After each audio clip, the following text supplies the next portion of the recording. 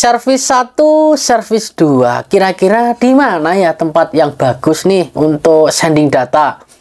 Sending data, dan kira-kira di tahun 2025 nanti apakah SLC servis 1 dan servis 2 ini sepi? Nah, ini banyak sekali teman-teman yang berpikiran negatif ya. Negatif dalam arti seperti ini teman-teman.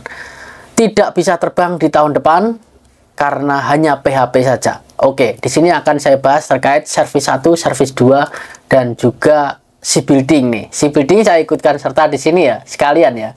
Assalamualaikum warahmatullahi wabarakatuh. Kembali lagi bersama saya Wahno Channel. Saya akan membahas terkait servis 1 dan servis 2, terkait SLC-nya dan penerbangan di SLC servis 1, servis 2 dan juga si building. Kita bahas di servis 1 dulu. Servis 1 ada dibagi berbagai kategori pekerjaan. Ada pekerjaan bangunan ya di situ ya, pembersihan sampah ya. Ada juga di fotokopi ya, ada di fotokopi juga, ada juga di take B. Banyak sekali, saya lupa untuk menghafalnya, lupa sekarang. Tapi yang jelas di servis 1 ini ada berbagai kategori pekerjaan. Apakah yang Anda pilih nanti akan tepat dengan sasaran? Tidak. Satu ya, tidak. Karena di manufaktur sendiri ada 3 kategori pekerjaan: perakitan, penyambungan, dan juga pengukuran. Nah, di mana di 3 kategori ini juga tidak semuanya tepat apa yang kita pilih saat kita ikut ujian ya, yang satu. Selanjutnya di servis 2 sama. Servis 2 ini hotel dan juga restoran. Apakah ini nanti tepat? Jawabnya tidak. Jawabnya random, sama. Ketika kalian nanti dapat SLC di restoran, nanti akan bekerja di restoran. Ketika dapat di hotel dan juga restoran atau restoran, itu tetap teman-teman. Maksud saya gini, teman-teman sandingnya di hotel tapi dapatnya restoran, ini juga bisa. Teman-teman sandingnya di restoran, dapatnya di hotel, itu juga bisa. Sama aja dibolak-balik. Teman-teman di servis 1 di bidang apa, itu nanti juga dapatnya bolak-balik. Ataupun random ya. Sama seperti manufaktur. Saya rasa seperti itu.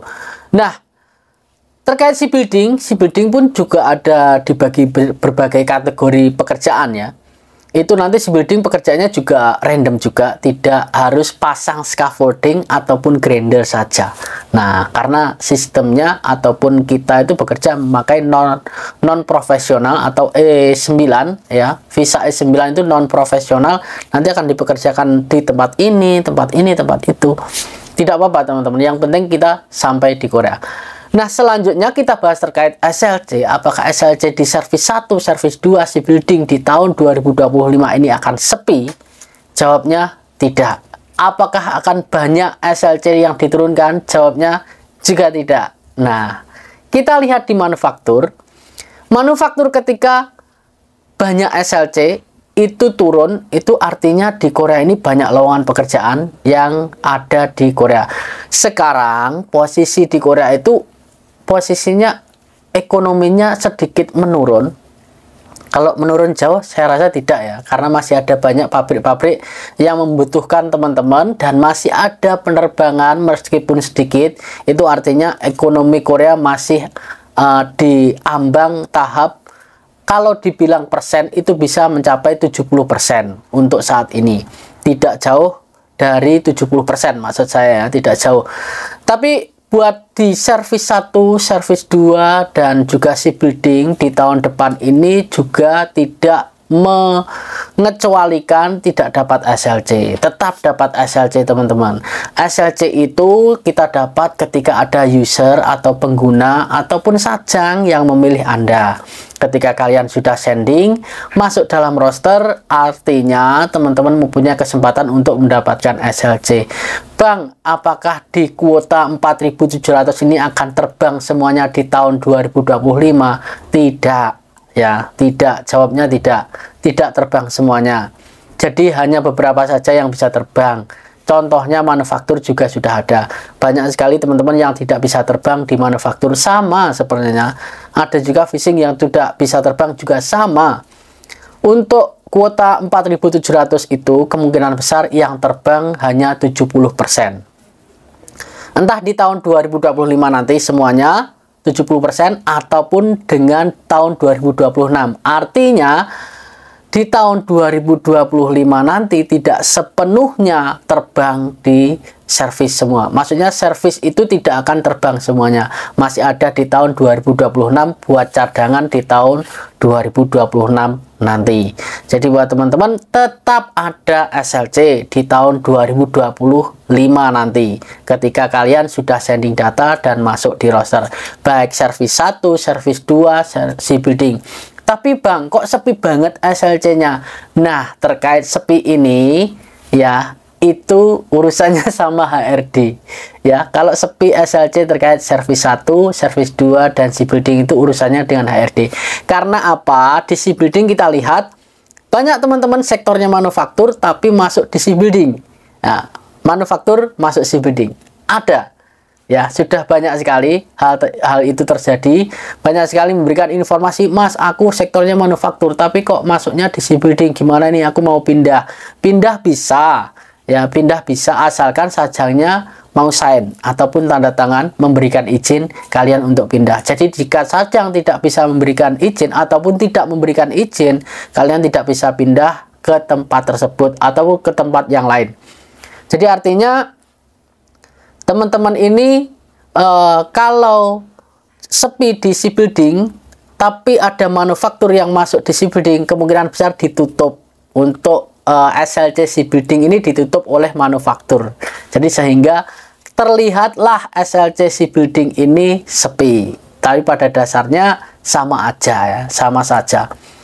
Terkait sepi dan tidaknya, saya ulangi lagi, sepi dan tidak itu berhubungan dengan banyaknya lowongan pekerjaan di Korea. Jika Korea lowongannya kecil ataupun tidak ada lowongan atau lowongannya hanya sedikit, artinya SLC-nya sepi. Seperti SLC masal di tahun 2024 periode kelima yang informasinya 20.000 dibagi 17 negara. Indonesia tidak mendapatkan 1.000. Ini loh contoh yang sudah saya informasikan.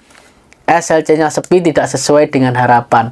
Kan saya sudah bilang, sisa dari kuota tahun 2024 165.000 itu sisanya hanya 14.000. Kenapa HRD Korea memberikan informasi 20.000 kuota manufaktur? Ya, ini salah. Menurut saya hanya PHP. Dan kuotanya itu sama dengan periode keempat. Atau dia memang malas untuk menulis ya teman-teman. Saya rasa dia malas untuk nulis, biar langsung diplek ini aja. Supaya nanti enak gitu ya. Tapi ternyata faktanya tidak mencukupi ya. Tidak mencukupi kuota tersebut. Jadi sayang sekali teman-teman. Di tahun 2024 ini kecil sekali kuotanya, jadi sayang sekali. 2024 periode kelima maksud saya mendapatkan kecil sekali. Nah, mungkin itu saja terkait SLC servis 2, servis 1, si building di tahun depan tetap ada. Jangan beropini bahwa tidak bisa terbang di tahun 2025.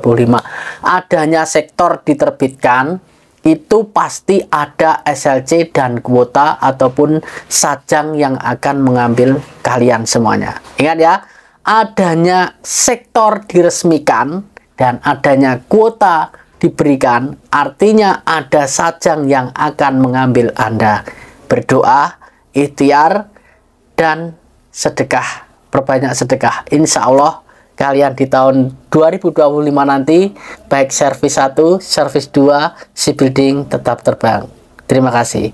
Semoga bermanfaat. Sampai ketemu lagi di video selanjutnya. Salam kegagalanlah kunci dari keberhasilan. Annyeonghaseyo.